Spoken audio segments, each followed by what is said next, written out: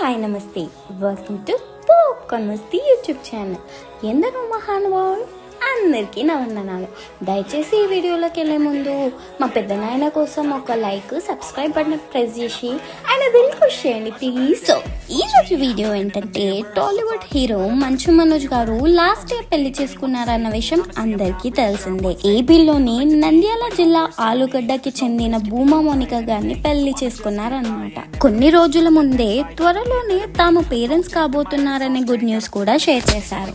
So matter ఏంటంటే, పెళ్ళన్నావు, పిల్లలన్నావు, బానే ఉంది కదా, ప్రాబ్లం ఏంటి అని అనుకుంటున్నారా? ఆ వార్త ఏంటంటే, తమకి కమల పిల్లలు పుట్టబోతున్నారని పేర్లు కూడా డిసైడ్ చేశారని చెప్పేసి వైరల్ అవుతుందన్నమాట.